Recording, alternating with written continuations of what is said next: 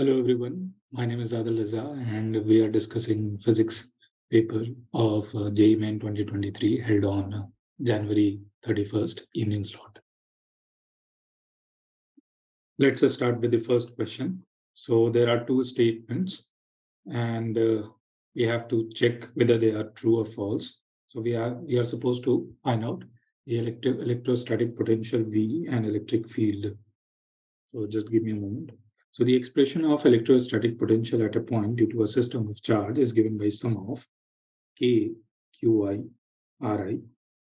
And because it is given in the question that all the charges are positive and electrostatic potential is a scalar quantity, therefore net potential due to a group of positive charge has to be greater than zero at a finite point.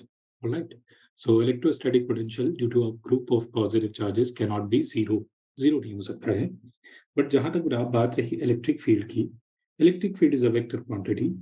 It will be sum of K Q I R I square R I cap vector.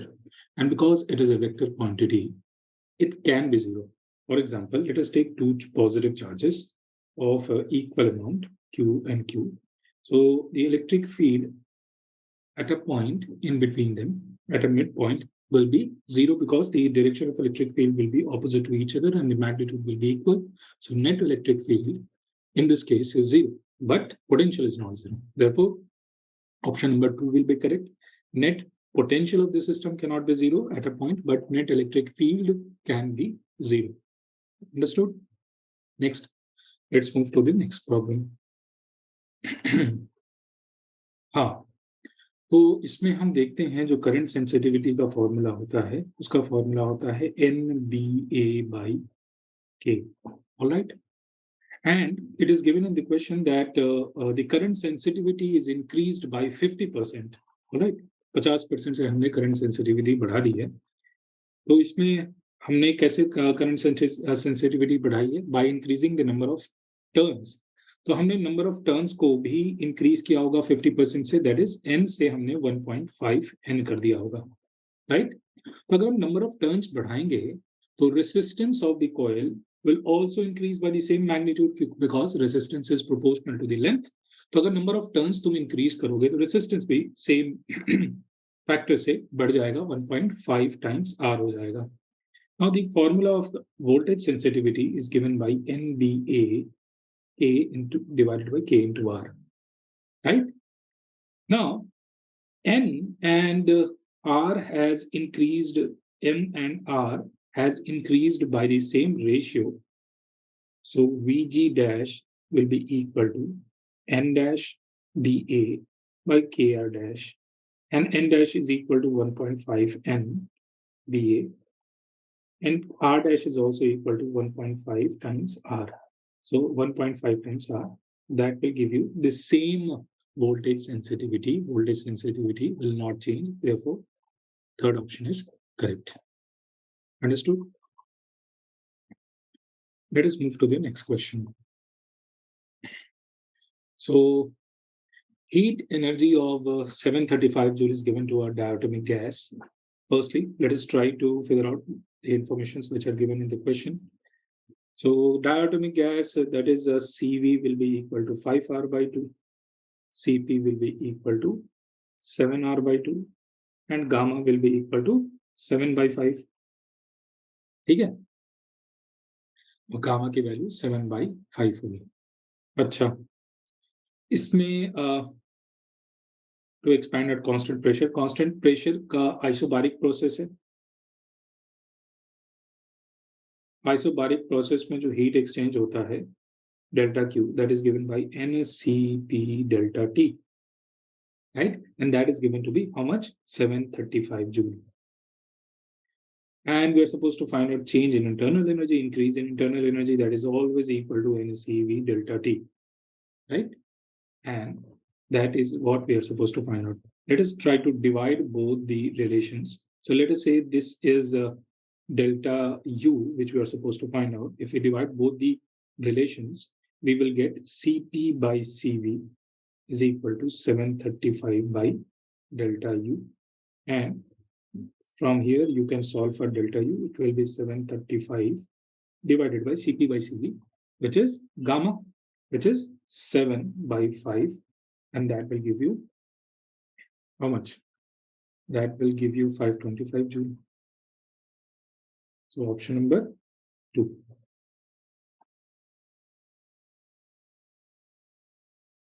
Question number 4. The amount of heat thermal energy is developed by a resistor in 10 seconds is given to be H. 10 second में H amount of heat produce हो रहा है जब current कितना है 4 ampere है and we are supposed to find out the amount of thermal energy that will be generated, let us call it H dash, when the current is a 16 ampere, right?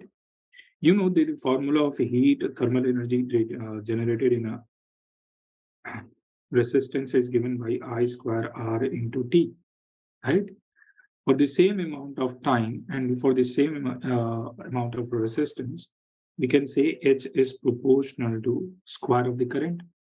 Since current has become 4 times from 4 ampere to 16 ampere, therefore thermal energy generated in the process will become 16 times. Option number 4. Understood? Question number 5. So we are given a situation of a longitudinal deformation in which the formula is a sigma time. Sigma is equal to Young's modulus times strain, right? And sigma is given by force per unit area, Young's modulus, and strain in case of longitudinal deformation is given by delta L by L. So you can see we are supposed to find out the ratio of Young's modulus. So Young's modulus will be equal to how much? FL on A delta L, right? Now you're supposed to find out the ratio of Young's modulus. So can I say YA by YB is equal to FA by FB because it is directly proportional. LA by LB, same reason. Area के inversely proportional है तो यहाँ पे मैं AB by A से multiply करूंगा और change in length के भी इनवर्सली प्रोपोर्शनल है तो मैं delta LB by delta LA से मल्टीप्लाई करूंगा. ठीक है, तो फोर्स दोनों केस में फोर्स सेम लग रहा है बिकॉज लोड सेम है. लेंथ का जो रेशियो दे रखा है वो 5:6 है और जो क्रॉस सेक्शनल एरिया उसका रेशियो हो जाएगा 3 divided by 2.5 and change in length is also the same. यहाँ से रेशियो आ जाएगा 1:1. So option number 2. ठीक है. क्वेश्चन नंबर 6 बहुत ही सिंपल क्वेश्चन है. A stone of mass 1 kg is tied to one end of a massless string. कोई एक massless string है, उसकी लेंथ 1 मीटर दे रखा है. इसके एक एंड पे हमने एक मास टाई कर दिया और इसे हम हॉरिजॉन्टल प्लेन में मूव करा रहे हैं. While rotating in the horizontal plane, this is very important because since it is a horizontal plane, there will be no effect of gravity. Weight का कोई रोल नहीं होगा. तो इसे अगर तुम हॉरिजॉन्टल प्लेन में सर्कुलर मोशन कराओगे तो इसके लिए tension will provide the necessary centripetal force and tension force will be equal to mass into centripetal acceleration in case of circular motion. And in case of circular motion, the centripetal acceleration is given by v square by L, right? And it is given that the braking tension is of 400 Newton. Therefore, tension cannot exceed 400 Newton. Therefore, this should be less than equal to 400 Newton. And from that, we can find out the maximum speed Vmax, which should be less than equal to 400 into L divided by M. And that will give you Vmax to be, this is V. So Vmax is equal to 20 meter per second. ठीक, इससे Vmax आ जाएगा 20 metre पर second. बस tension की value mv square by L के equal होगी. Tension जब maximum होगा तो स्पीड भी मैक्सिमम होगी और स्पीड की मैक्सिमम वैल्यू 20 मीटर पर सेकेंड है. That's it.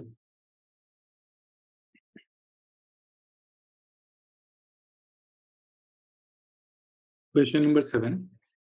इसमें हमें दो चीजें पता होनी चाहिए. पहली तो magnetic field due to a circular loop at the centre. If you have a circular loop of current I flowing through it, number of turns to be n, and its radius is given by r, then the magnetic field at this center, oh, just give me a moment. Right. So magnetic field at this center O, B naught is given by mu naught total number of turns Ni by 2r. ठीक है, ये expression होता है due to magnetic field due to a circular loop of current I n number of turns at the centre. ठीक है, इस question में हमें एक वायर है, उसकी लेंथ फिक्स्ड है. पहली बार हम उसे एक सर्कुलर लूप में कॉइल रैप कर रहे हैं जिसमें capital N number of turns हैं, सेकंड केस में small n number of turns हैं. फिर हमसे पूछ रहा है कि रेशियो ऑफ मैग्नेटिक फील्ड दोनों केस में क्या होगा. तो फर्स्ट केस में लेट्स से कि length of the wire is L. अगर length of the wire L fixed है तो फर्स्ट केस में हम उसे n नंबर ऑफ टर्न्स में कॉइल कर रहे हैं, तो एक सर्कमफेरेंस की लेंथ होगी 2 पाई r, और इससे हमने n नंबर ऑफ टर्न्स बनाया है तो लेंथ की वैल्यू ये हो जाएगी. सेकेंड केस में हम इससे क्या कर रहे हैं, same expression mu not an I, same current है और रेडियस चेंज कर जाएगा, और रेडियस निकालने के लिए हमें यूज करना पड़ेगा 2 पाई आर सर्कमफेरेंस, एक सर्कमफेरेंस की length. n number of turns हैं तो n नंबर ऑफ सर्कमफेरेंसेस होंगे और उन सबको मल्टीप्लाई करने पे टोटल लेंथ फिक्स्ड रहेगी. तो अगर मैं मैग्नेटिक फील्ड का एक्सप्रेशन लिखूंगा तो उसका एक्सप्रेशन हो जाएगा mu not an I by 2r, और let us replace, substitute the value of r in terms of number of turns. तो म्यू नॉट एन आई, और r की जगह पे मैं क्या रख सकता हूँ, l divided by 2 pi n, right. यहाँ से 2 कैंसिल हो जाएगा, और mu naught pi n square I by l. That is, magnetic field at the center is proportional to square of the number of turns. इसलिए number of same amount of current के लिए जो magnetic field का ratio होगा वो square of the number of turns के proportional होगा. That is option number 2. ठीक है, नेक्स्ट प्रॉब्लम. हाँ, ये इसमें दो स्टेटमेंट्स हैं, दोनों स्टेटमेंट को हमें वैलिडेट करना है सही है या नहीं है कम्युनिकेशन चैप्टर से. सो पहला स्टेटमेंट है कि ट्रांसमिशन के लिए जो सिग्नल्स ट्रांसमिट किए जाते हैं उसमें साइज ऑफ द एंटीना, जिसे हम L अज्यूम कर रहे हैं, और wavelength of the transmitted signal, उसे हम लैम्डा रिप्रेजेंट कर रहे हैं, वो कंपैरेबल होना चाहिए.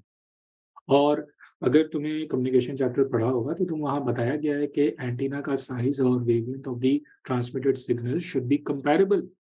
हम एंटीना को बहुत छोटा नहीं ले सकते, और एंटीना का जो लेंथ होता है उसकी minimum value, minimum size of the antenna is given by 1/4 of the wavelength. इससे छोटा नहीं रख सकते. This is a correct statement. Option statement 2 false है, क्योंकि हम जानते हैं कि एम्पलीट्यूड मॉड्यूलेशन में डेफिनेशन में ही है एम्पलीट्यूड मॉड्यूलेशन, उसमें एम्पलीट्यूड फिक्स नहीं होता है, वो मॉड्यूलेट करता है. ठीक है, तो स्टेटमेंट 2 false हो जाएगा. So statement 1 is correct, statement 2 is false. Next question. Question number 9, thermodynamics का question है. Hypothetical gas expands adiabatically. तो thermodynamics में process तुमने identify कर लिया है, और उसके लिए तुम state equation क्या लिखोगे. हाँ, किसके बीच में रिलेशंस पूछ रहा है, ये देखो. वॉल्यूम इंक्रीज हो रहा है 8 लीटर से 27 लीटर, और प्रेशर का रेशियो दे रखा है 16 से 21, तो हमसे गामा पूछा है. ठीक है, तो प्रेशर और वॉल्यूम का जो स्टेट के बीच में जो रिलेशन होगा for an adiabatic process is given by PV की power gamma is equal to constant. That is, मैं मान लेता हूं कि इनिशियल प्रेशर है पी ए, या फिर मैं सीधे सीधे कह सकता हूं कि P A by P B. एक second, just give me a moment. तो क्या मैं कह सकता हूं P A by P B is equal to V B by V A raise to power gamma.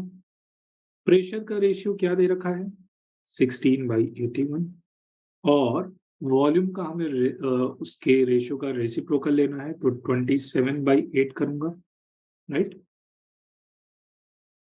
27/8 करूंगा ना, जस्ट तो वॉल्यूम हम चेंज कर रहे हैं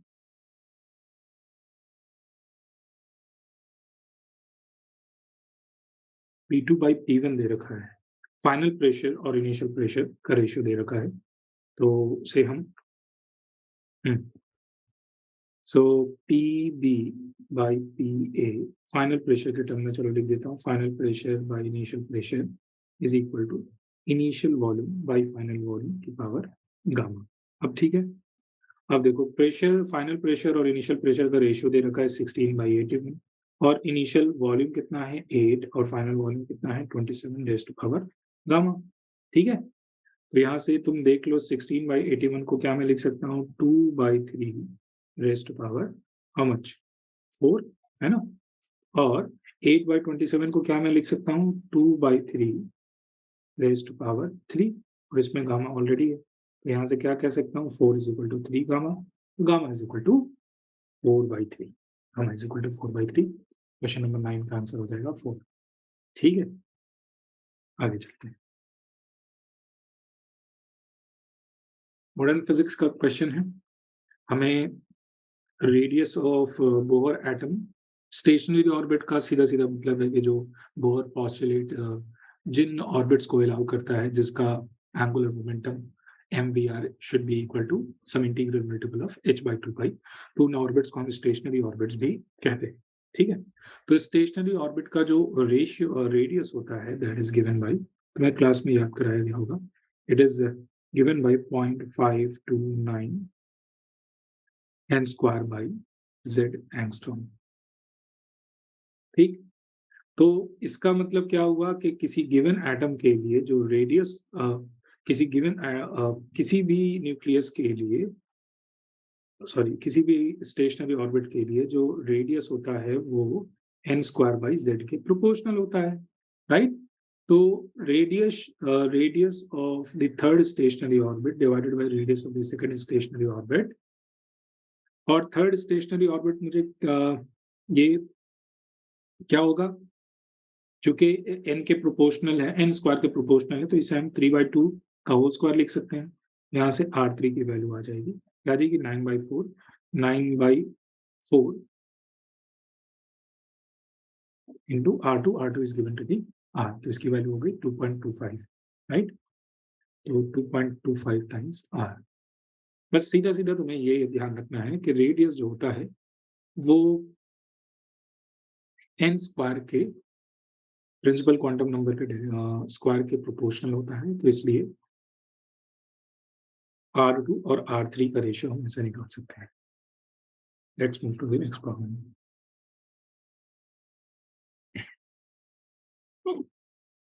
हाँ, सर्कुलर मोशन काइनेमेटिक्स का प्रॉब्लम है, body is moving with a constant speed, uniform circular motion का एग्जांपल है जिसमें रेडियस की वैल्यू 10 मीटर है। Body completes 1 revolution in 4 seconds, मतलब इनका टाइम पीरियड हो जाएगा 4 सेकंड, मतलब एक टाइम पीरियड में कितना एंगल रोटेट कर लेगा 2 पाई या 360 डिग्री। अब कह रहा है कि 3 सेकंड में starting from t is equal to 0, 3 second में इसका डिस्प्लेसमेंट कितना होगा। You must know this displacement is the shortest distance between initial and final position, right. Displacement का मैग्नीट्यूड इनिशियल और फाइनल पोजीशन के बीच का शॉर्टेस्ट डिस्टेंस होता है, राइट। और हमसे पूछा है t is equal to third second, 3 second, 3 second बाद। तो अगर 4 सेकंड में 2 पाई यानी 360 डिग्री एंगल रोटेट कर रहा है, तो 3 सेकंड में 3/4 करेगा, 3/4 of 2 pi, 3/4 of 2 pi will be given by 3 पाई/2, राइट, 3 पाई/2। तो इसका मतलब है वो 3 क्वार्टर ट्रेवल कर लेगा। लेट्स से कि अगर ये यहाँ से स्टार्ट कर रहा है ए से, तो 1 सेकंड में यहाँ पहुंचा, 2 सेकंड में यहाँ पहुंचा, तीसरे सेकंड में यहाँ पहुंच जाएगा, बी सी डी, 3 सेकंड बाद यहाँ पे पहुंच जाएगा। और हमसे ए और डी के बीच का शॉर्टेस्ट डिस्टेंस निकालना है, तो तुम्हें पाइथागोरस थ्योरम से पता होगा कि ये आर और ये आर के इक्वल होगा, तो displacement is given bye √2r। बस आर की वैल्यू रख दो, है ना? आर की वैल्यू रख दोगे, आंसर आ जाएगा। Let's move to the next problem.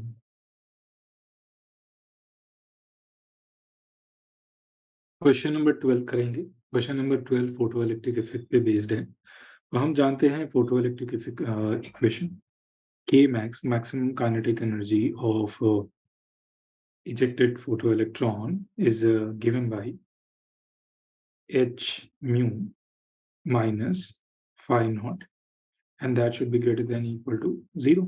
Kinetic energy negative नहीं हो सकता है, राइट? अच्छा, एच म्यू की वैल्यू तुम्हें पता होगा, याद कराया गया होगा 1240 या 1242। मैं 1240 लिख देता हूँ। 1240 divided by lambda and that is equal to, और इसका यूनिट होता है electron volt into nanometre. That is जो वेवलेंथ जो डिवाइड कर, वेवलेंथ से जो डिवाइड कर रहे हो, that should be in nanometre. तो तुम्हारी जो वैल्यू आएगी वो इलेक्ट्रॉन वोल्ट में आएगी, minus work function phi not and that should be greater than equal to 0, right? अच्छा, हमारे पास दो मेटल हैं, दोनों मेटल का अलग अलग वर्क फंक्शन दे रखा है। लेट्स से कि मेटल का मैक्सिमम वर्क फंक्शन क्या हो सकता है फॉर फोटो एमिशन। तो इस केस में जो हम वेवलेंथ यूज कर रहे हैं that is given by 350, right? तो 1240 divided by 350 electron volt minus phi not should be greater than equal to 0। और इसको अगर हम सॉल्व करेंगे तो जो work function of the metal होना चाहिए वो that should be less than equal to 3.5 electron volt. अब इसमें चेक करने वाली बात ये है कि मेटल बी का work function maximum work function से कम है, मतलब मेटल बी में हमें फोटो इलेक्ट्रिक एमिशन देखने को मिलेगा, मेटल ए में देखने को नहीं मिलेगा क्योंकि उसका work function maximum work function से ज्यादा है, राइट? ठीक है, तो ये चीज है। तो इसका आंसर क्या हो जाएगा? सेकंड हो जाएगा, metal A will not emit photoelectrons।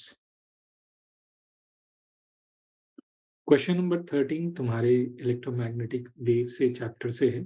उसमें अगर ये क्वेश्चन तुमसे नहीं हो पाया है, मैं सजेस्ट करूंगा NCERT chapter number 8 electromagnetic waves खोलना। तो उसमें विजिबल जो इलेक्ट्रोमैग्नेटिक वेव का जो स्पेक्ट्रम होता है स्टार्टिंग फ्रॉम रेडियो वेव से लेकर एक्सरे वेव, उन सब का एप्लीकेशन दे रखा है और उसे टैबुलेट करके टेबल के फॉर्म में भी दे रखा है। उसे एक बार रीड कर लेना तो ये क्वेश्चन हो जाएगा। फैक्ट बेस्ड क्वेश्चन है।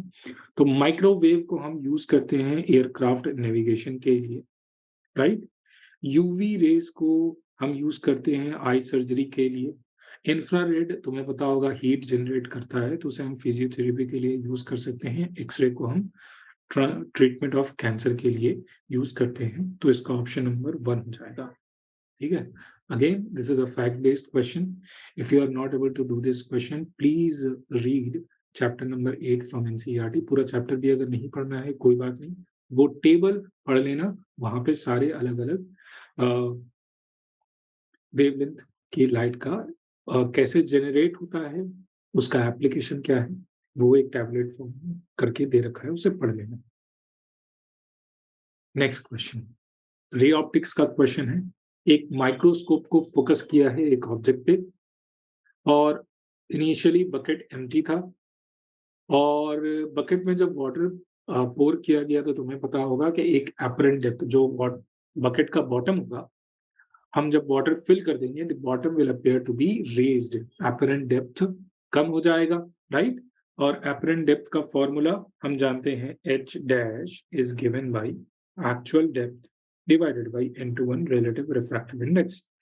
इस केस में जो डेप्थ है वो 30 सेंटीमीटर है, नहीं, that is not given in the question, so this is what we are suppose to, हम देखते हैं। तो actual depth let's say H ही हम मान लेते हैं एंड रिलेटिव रिफ्रैक्टिव इंडेक्स से डिवाइड करना है वाटर का रिफ्रैक्टिव इंडेक्स।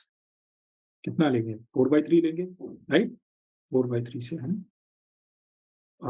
4/3 नहीं, इट इज गिवन 5/3 लेंगे।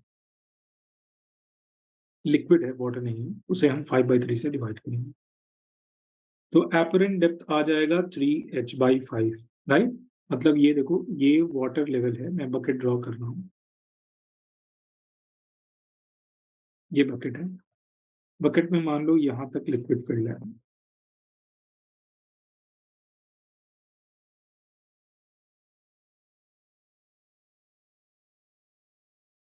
इस just give me a moment.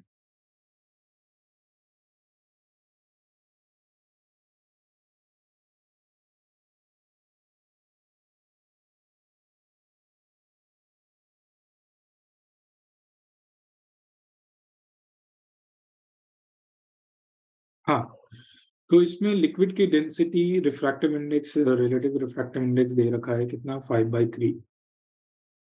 इसका एक्चुअल डेप्थ मैंने h मान लिया। तो जब वाटर लिक्विड पोर कर दोगे तो इसका एपरेंट डेप्थ सरफेस से एपरेंट डेप्थ चेंज हो जाएगा और उसे मैं h डैश कह रहा हूँ, राइट। अब ऑब्जेक्ट डिस्टेंस, तुम्हारा जो इमेज डिस्टेंस है, ऑब्जेक्ट डिस्टेंस है, वो चेंज कर जाएगा और वो डेल्टा एच हो जाएगा, राइट। तो डेल्टा एच कैसे निकालेंगे? Delta H will be equal to actual depth minus apparent depth, और एपरेंट डेप्थ 3h/5 आया है, और यहाँ से डेल्टा एच की वैल्यू 2h/5 आ जाएगी, राइट। तो पहले अगर माइक्रोस्कोप के लिए ऑब्जेक्ट यहाँ होगा, तो लिक्विड पोर करने के बाद माइक्रोस्कोप को ऑब्जेक्ट यहाँ दिखेगा। इसका मतलब है माइक्रोस्कोप को जितना डिस्टेंस मूव किया गया है वो 2h/5 के इक्वल है, that is equal to 30 centimetre. यहाँ से h की वैल्यू आ जाएगी 3 × 5 divided by 2, that will be equal to कितना? 75 सेंटीमीटर। ये क्वेश्चन। क्वेश्चन नंबर 5 ग्रेविटेशन का क्वेश्चन है। हम जानते हैं कि जो वेट होता है that is the gravitational force. Gravitational force की वैल्यू होती है g m, mass of the planet, mass of the object, divided by square of the distance, square of the distance, right? और अगर मैं distance from this centre in terms of radius and altitude रखना चाहता हूँ तो उसे r plus h से replace कर सकता हूँ, ठीक है ना? अच्छा, यहाँ पे एपरेंट वेट और सॉरी एपरेंट वेट कह रहा हूँ, actual weight at two different distances उसका रेशियो दे रखा है, और वो रेशियो चूंकि मास तो चेंज नहीं होगा, वो रेशियो इस रेशियो के इक्वल होगा, ठीक है। अच्छा, दिया गया है कि इसमें जो एल्टीट्यूड है सेकंड केस में, वो altitude is 9 times the radius of the earth. तो h को किससे रिप्लेस करोगे? 9r से, उसका स्क्वायर करोगे, right. r square divided by 10r का होल स्क्वायर। यहाँ से रेशियो कितना आ जाएगा? 1/100। आर स्क्वायर कैंसिल आउट हो जाएगा, w dash by w is equal to 1/100। तो नए एल्टीट्यूड पे जो वेट आएगा वो सरफेस वेट का 1/100 होगा। Option number 2। क्वेश्चन नंबर 16, एक साइनोसोडल वोल्टेज सोर्स का इक्वेशन दे रखा है 260 sign 628 is connected to across a pure inductor of 5 mH, right. हमें इसका इंडक्टेंस, इंडक्टिव रिएक्टेंस निकालना है, दैट इज एक्सएल निकालना है। XL is given by what? Omega into L. Omega कैसे निकालेंगे सर? ओमेगा इनटू टी होता है ना, तो ओमेगा की वैल्यू यहाँ से 628 हम ले लेंगे। ओमेगा की वैल्यू 628 ले लो, एल की वैल्यू 5 मिली में दे रखा है, 10⁻³ से मल्टीप्लाई करोगे, यहाँ से मल्टीप्लाई करने पे कितनी आ जाएगी? 3.14 ओम आ जाएगा, ठीक है। सो ऑप्शन नंबर 2, ठीक है, बस डायरेक्ट फॉर्मूला बेस्ड है। Question number 16, question number 17, question number 17 भी डायरेक्ट फॉर्मूला बेस्ड है। तो जो स्पीड होती है वो साउंड वेव के केस में, सॉलिड ऑब्जेक्ट के केस में Young's modulus divided by density होता है, राइट।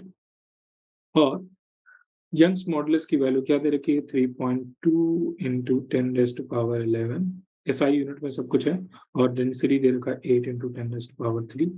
यहाँ से सॉल्व करके देखोगे 6.32 इंटू 10⁻3 मीटर पर सेकेंड आ जाएगा। बस डायरेक्ट फॉर्मूला बेस्ड है, तुम्हें ये फॉर्मूला पता होना चाहिए, right. Option number 3।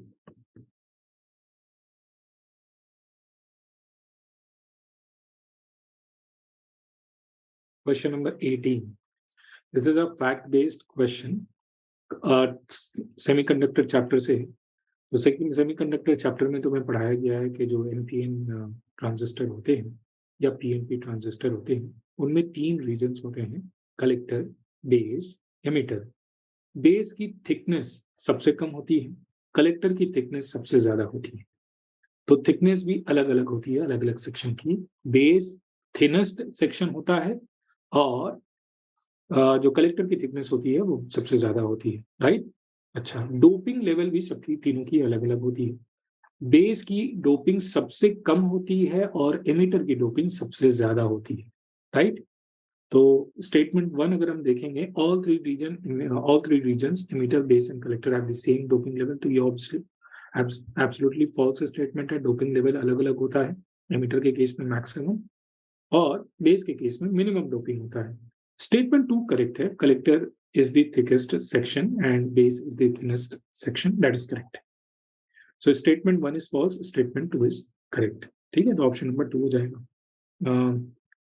Option number 2 होगा, statement 1 is incorrect, right? Statement 2 is correct. 19th, a body of mass 10 kg is moving with initial speed 20 meter per second.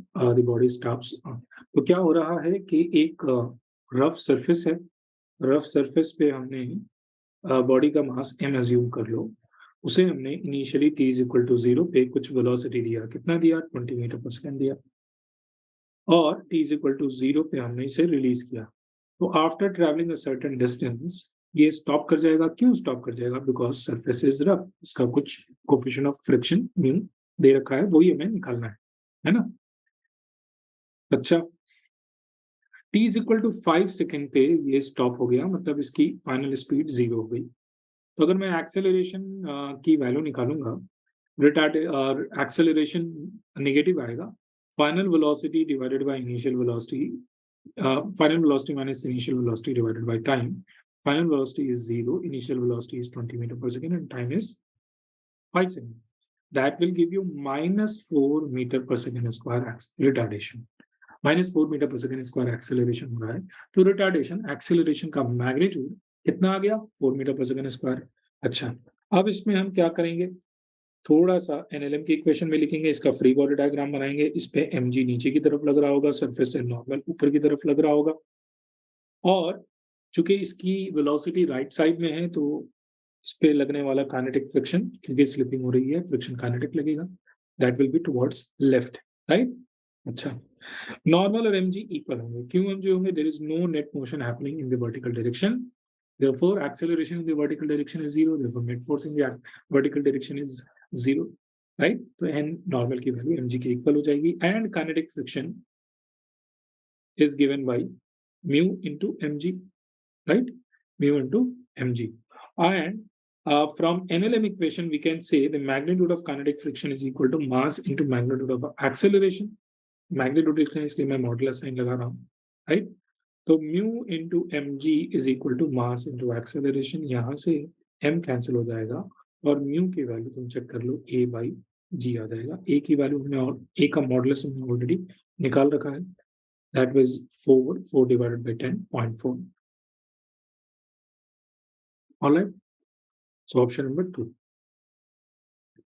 I hope कि इसमें कोई डाउट नहीं है। Question number 20 units and dimension का question है। 4 physical quantities दे रखा है, 4 physical quantities का हमें डायमेंशन निकालना है। Let's see A option, angular momentum. Angular momentum का कोई फॉर्मूला देखो, जैसे एमवीआर होता है एंगुलर मोमेंटम, तो इसका अगर डायमेंशन निकालना है तो हम यहाँ से निकालना पड़ेगा, मास का डायमेंशन m हो जाएगा, वेलोसिटी का डायमेंशन एल टी माइनस 1 हो जाएगा, और डिस्टेंस r का डायमेंशन सिंपली l हो जाएगा। क्या आ गया, ml square ml2 t minus 1। फिर टॉर्क है, तो torque tau is equal to r in perpendicular into f, तो इसका डायमेंशन निकालना है, तो r का डायमेंशन हो जाएगा l, फोर्स हो गया,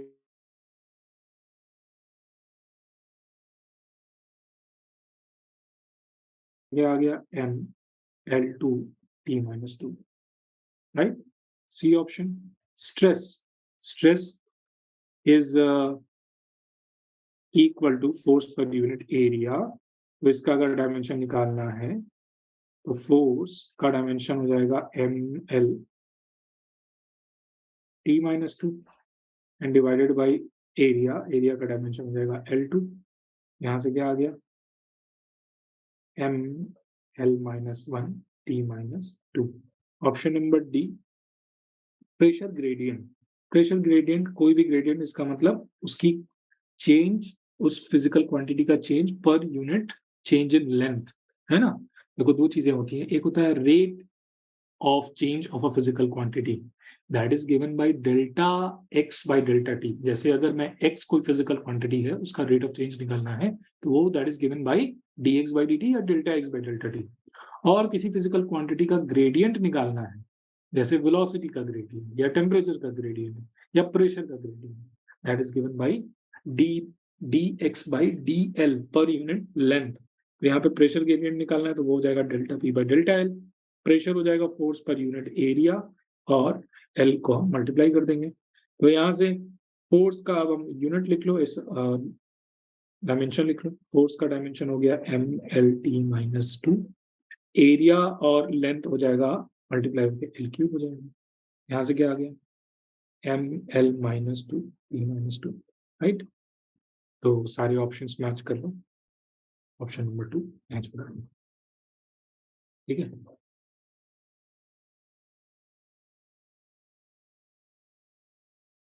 क्वेश्चन नंबर 21, इसमें 3 वेव्स का सुपरपोजिशन है।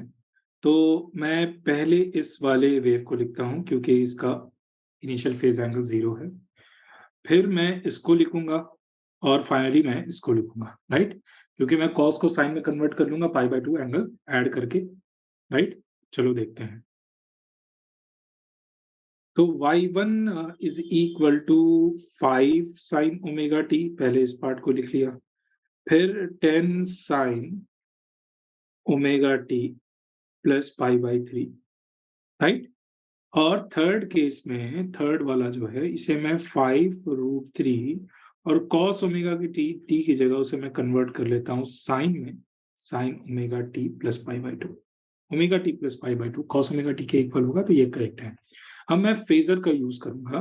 देखो पहला वेव 5 साइन ओमेगा टी है, तो उसमें उसके लिए मैं फेजर के लिए क्या करूंगा, एक वेक्टर ड्रॉ करूंगा 5 मैग्नीट्यूड का, और उसका मैं इनिशियल फेज 0 ले लूंगा। फिर सेकंड वाला जो है उसका मैग्नीट्यूड एम्पलीट्यूड 10 है, तो वेक्टर का मैग्नीट्यूड 10 हो जाएगा, वो इनिशियल फेज π/3 एंगल बना रहा है, तो 60 डिग्री पे मैं एक 10 मैग्नीट्यूड का एरो बना दिया, राइट। और थर्ड वाला phase angle π/2 initial phase angle, और उसका मैग्नीट्यूड है 5√3, तो ऐसा बना दूंगा। समझ आ रही है बात, है ना। तो देखो ये 5 के इक्वल है, ये 10 के इक्वल है, और ये 5√3 के इक्वल है। ये वाला 60 डिग्री एंगल है एंड ये 90 डिग्री एंगल है। तो इसको मैं रिजॉल्व कर सकता हूं। रिजॉल्व करके मैं क्या इसको 10 वेक्टर को रिजॉल्व कर दूंगा। 10 मैग्नीट्यूड वाला जो वेक्टर है 10 cos 60 डिग्री, तो मुझे क्या मिलेगा, 5 तो पहले से है, 10 cos 60 degree will be equal to 5, तो 5 और 5 वो 10 हो जाएगा। 10 sin 60 डिग्री √3/2 से मल्टीप्लाई करोगे वो 5√3 आ जाएगा, राइट। 5√3 और 5√3 एक पहले से है, राइट। 5√3 एक और आ गया, तो तुम्हारे पास दो वेक्टर्स आ गए जिनका हॉरिजेंटल कंपोनेंट 5 + 5 10 है और वर्टिकल कंपोनेंट 5 + 5 10√3 है, राइट। तो ए नेट, जो नेट एम्पलीट्यूड होगा, that will be given bye 5 + 5 10 का स्क्वायर एंड 5√3 + 5√3 10√3 का स्क्वायर, राइट। और दोनों के बीच का एंगल 90 डिग्री है, तो cos ऑफ थीटा वाला टर्म 0 हो जाएगा। बस यहाँ से आ गया, इसको स्क्वायर कर दो, ये आ गया 20, है ना, 20 सेंटीमीटर आंसर आ गया, ठीक है।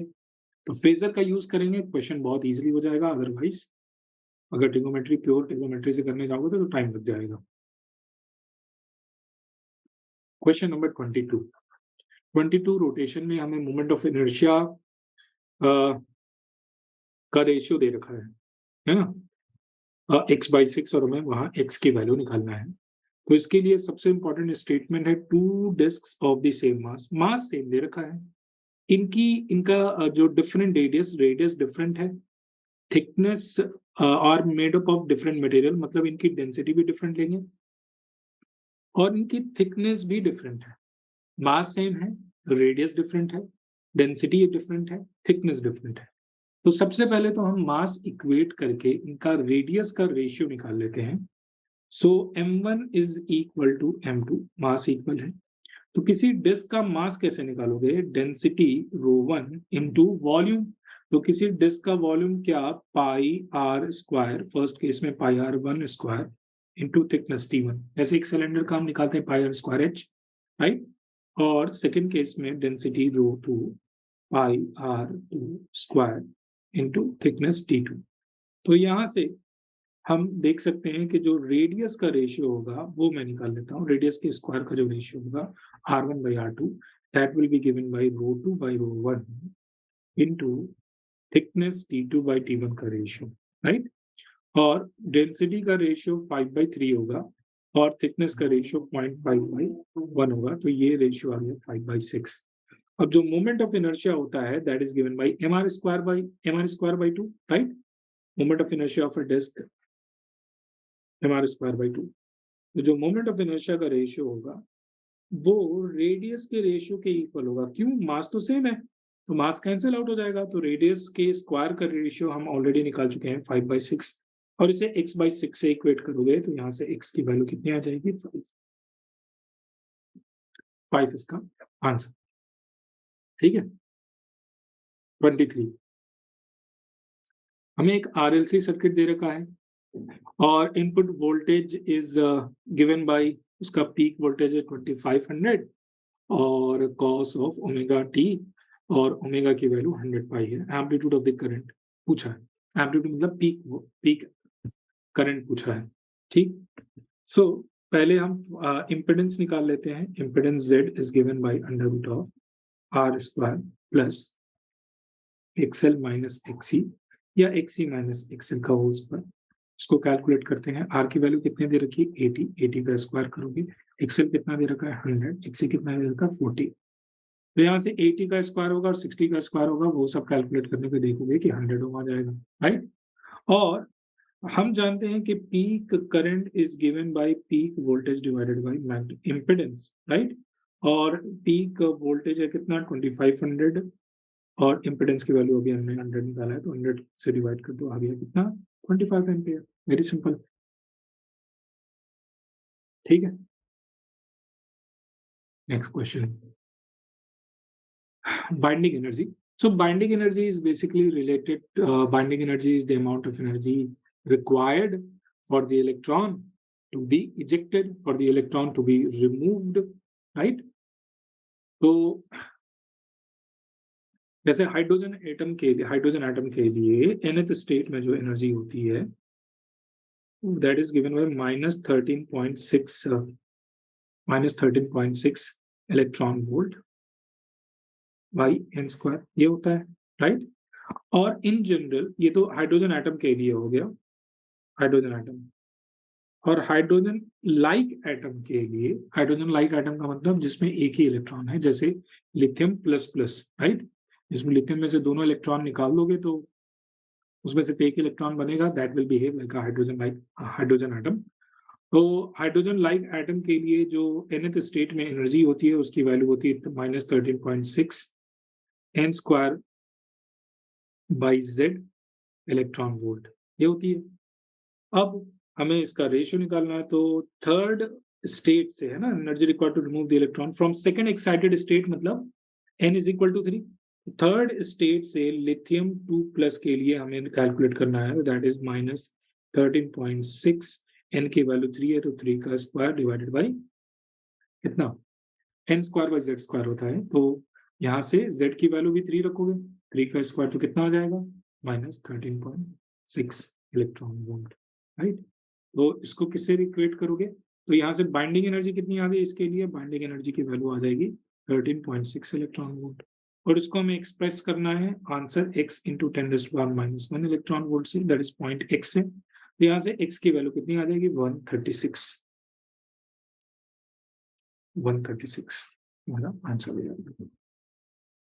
ठीक है, बस तुम्हें ये पता होना चाहिए कि nth स्टेट के लिए हाइड्रोजन लाइक एटम के लिए जो एनर्जी होती है that is given by -13.6 n² electron volt. आगे चलते हैं। काइनेमेटिक्स का क्वेश्चन है, projectile motion, two bodies are projected from the same from ground with the same speed, speed same है 40 metre per second at two different angles with respect to horizontal, angle अलग है, speed same है, and bodies they are found to have same range. Horizontal range तुम्हें पता होगा, class में याद कराया गया होगा कि सेम स्पीड के लिए डिफरेंट एंगल्स के लिए अगर हॉरिजॉन्टल रेंज सेम आ रहा है मतलब उनके एंगल का सम 90 डिग्री होगा, उनके एंगल्स कॉम्प्लीमेंट्री होंगे, राइट। तो अगर एक एंगल 60 डिग्री है तो दूसरा एंगल कितना होगा 30 डिग्री हो जाएगा, राइट। उसे फॉर्मूले से मैं एक्सप्रेस कर देता हूँ। Let's say if you have projected it with an angle alpha, alpha की कोरिस्पॉन्डिंग जो रेंज आएगी आर सबस्क्रिप्ट अल्फा से मैं रिप्रेजेंट कर रहा हूँ, तो that is given bye u square sign of 2 alpha by g, and beta के लिए जो रेंज आ जाएगा u square sign 2 beta by g। इन दोनों की वैल्यू दे रखी है इक्वल है, तो ये तभी हो सकता है जब alpha plus beta is equal to 90 degree हो, राइट। तो एक एंगल अगर alpha is equal to 60 degree दे रखा है तो beta is equal to 30 degree हो जाएगा, राइट। मैक्सिमम हाइट का फॉर्मूला तुम्हें याद कराया गया है u square sine square theta by 2g, right. तो दो डिफरेंट एंगल्स के लिए h of alpha and h of beta अगर ऐड करोगे तो u स्क्वायर बाई 2g मैं कॉमन ले लूंगा, sine square 60 degree plus sine square 30 degree, sine square 60 degree plus sine square 30 degree 1 हो जाएगा। Speed u square by 2g 2 into 10 और ये 1 हो गया, है ना, क्योंकि देख लो 60 डिग्री कितना होगा √3/2, √3/2 का स्क्वायर करोगे कितना 3/4, sine square 30 degree 1/4, 3/4 plus 1/4 is 4/4 1, तो ये आंसर कितना आ जाएगा 80, है ना। 40 का square divide by 20, 1600 divide by 20 is 80। चलें आगे, question number 26।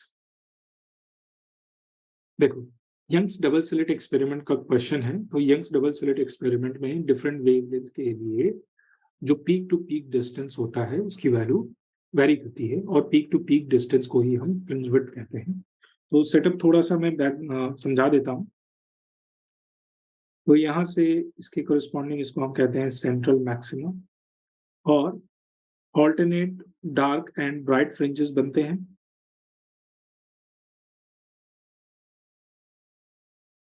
On either side of the central maxima, right. तो किसी पर्टिकुलर वेवलेंथ के लिए और पीक टू पीक का जो डिस्टेंस होता है उसे ही हम फ्रिंज विड्थ कहते हैं, राइट।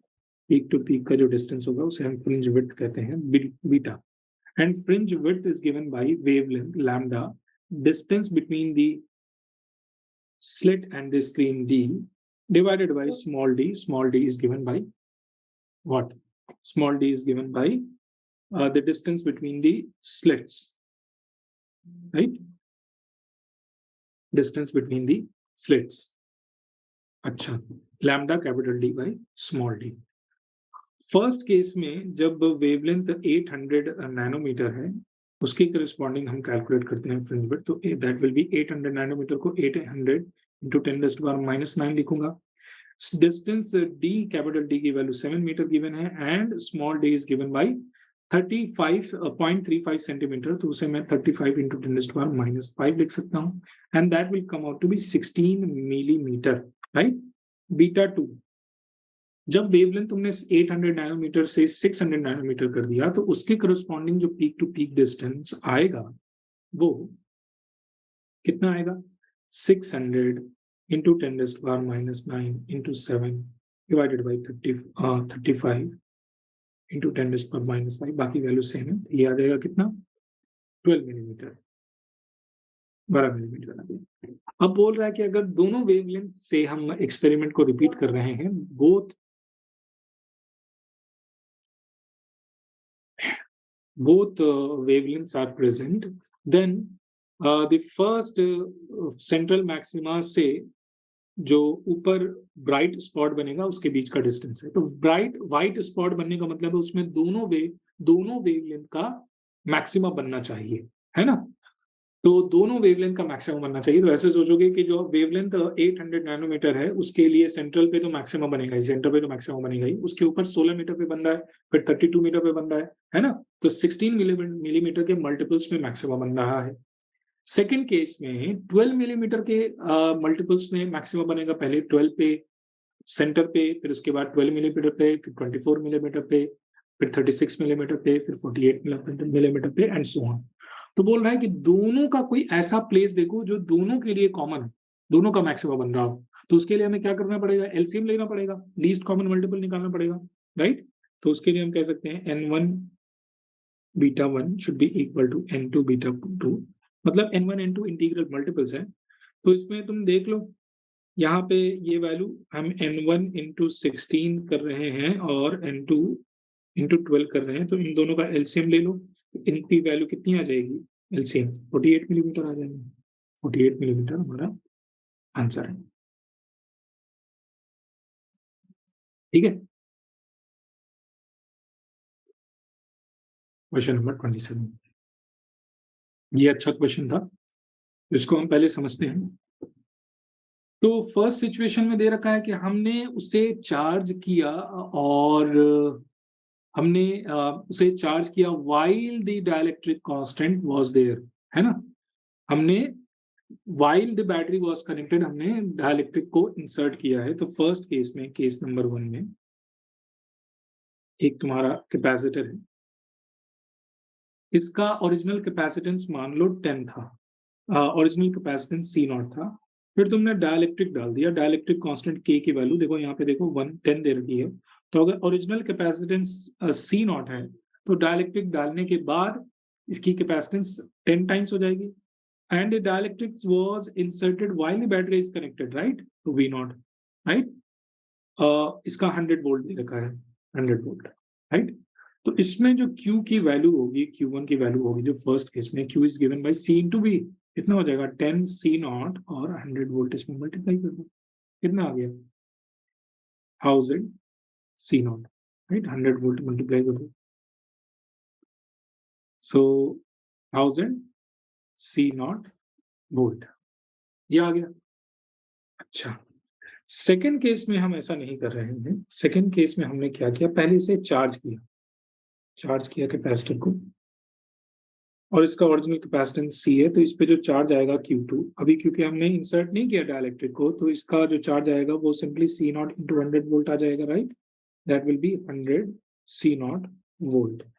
फिर बाद में हमने इसमें कैपेसिटर लगाया, बाद में हमने डायलेक्ट्रिक डाला, बाद में डायलेक्ट्रिक डाल दिया, तो और इनको हमने आपस में कनेक्ट कर दिया। पहला वाला कैपेसिटर है 10 C नॉट का, इस पे इनिशियली चार्ज Q1 था, और दूसरा वाला भी कैपेसिटर है, इस पे Q2 चार्ज था और इसका भी कैपेसिटेंस 10 C नॉट हो चुका है। अब दोनों का कॉमन पोटेंशियल, तो कॉमन पोटेंशियल के लिए क्या होगा, दोनों का कैपेसिटर आइडेंटिकल है तो दोनों पे चार्ज इक्वल अमाउंट में डिवाइड हो जाएगा, Q1 प्लस Q2 बाई 2, और इस पे भी चार्ज आ जाएगा Q1 plus Q2 by 2, right. Q1 की वैल्यू 1000 है और Q2 की वैल्यू 100 है, तो दोनों को ऐड कर दोगे 1100 C नॉट वोल्ट आ जाएगा, राइट। और common potential V is given by total charge which is Q1 plus Q2 divided by 2 divided by capacitance, each capacitance is equal to 10 sigma। यहाँ से तुम देख सकते हो ये कितना आ जाएगा, 55 वोल्ट आ गया, तो इसका आंसर है 55। Question number 28, a ball is dropped from a height 20 meter। तो तुम्हें पता है कि when a ball strikes with a hard surface like a wall or a ground, it rebounds with a speed as long as the floor or the wall is at rest. The ball rebounds with a speed of E times original speed, right? तो एक ball को तुमने h height से drop किया ground पर,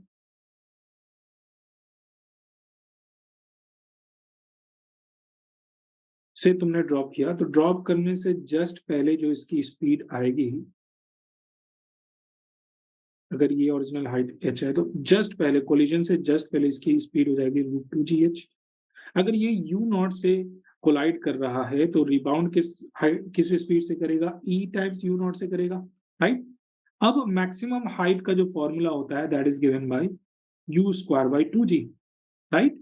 और collision के बाद इसकी जो स्पीड हो गई है वो e टाइम्स हो गई है, तो e u0 का स्क्वायर करोगे डिवाइडेड बाय 2g, यहाँ से आ जाएगा e²/2g, और u0 का square, u0 is given bye √2g है, उसका स्क्वायर करोगे तो 2gh आ जाएगा। तो यहाँ से h डैश में लिख देता हूँ, तो तुम देख सकते हो h डैश जो आ रहा है वो e² टाइम्स ओरिजिनल हाइट आ रहा है, ओरिजिनल हाइट इज 20 मीटर, तो e² की वैल्यू करोगे 1/4 आ जाएगा, 1/4 into 20 is how much, 5, right, 5 metre आ गया, इसका आंसर हो गया 5। Very simple. Question number 29 calorimetry का क्वेश्चन है। तो वाटर हीटर है, उसका पावर दे रखा है, हीटर ऑफ पावर मतलब वो जितना हीट जनरेट कर रहा है, डेल वाटर और heater of 2000 power is equal to 2000 watt, वो जितना पावर जनरेट कर रहा है उसकी वैल्यू है 2000। Specific heat capacity of water तुम्हें याद भी कराया गया होगा, 4200 जूल दे रखा है पर केजी पर केल्विन। एफिशिएंसी, एफिशिएंसी का मतलब है, इसको मैं एफिशिएंसी को लेट से ईटा से रिप्रेजेंट कर रहा हूँ, एफिशिएंसी इज 70% या 0.7। एफिशिएंसी का मतलब है कि अगर वो 100 जूल कंज्यूम कर रहा है, 100 जूल इलेक्ट्रिसिटी से अगर मिल रहा है, तो उसको टेम्परेचर चेंज के लिए सिर्फ 70 जूल ही खर्च कर रहा है, तो वहां से उसकी एफिशिएंसी दे रखी है, राइट। अच्छा, पहले तो हमें डेल्टा क्यू रिक्वायर्ड निकालना है, इसको कितना हीट कंज्यूम करना पड़ रहा है, that will be given bye ms delta theta या ms डेल्टा t, ये s है, ms डेल्टा थीटा। m की वैल्यू कितनी है, m की वैल्यू 2 kg है, s की वैल्यू 4200 है, और डेल्टा थीटा की वैल्यू कितनी है, 10 से 60 तक ले जाएं, दैट इज 50। यहाँ से ये कैलकुलेट कर लो, ये आ जाएगा 42 into 10⁴ जूल। तो हीट, इतना हीट रिक्वायर हो रहा है, लेकिन वो कंज्यूम कितना करेगा, इससे ज्यादा करेगा, क्योंकि उसकी एफिशिएंसी है 70%। 100 जूल अगर कंज्यूम कर रहा है तो उसको 70 जूल ही टेम्परेचर चेंज के लिए कन्वर्ट कर पा रहा है, दैट इज डेल्टा क्यू।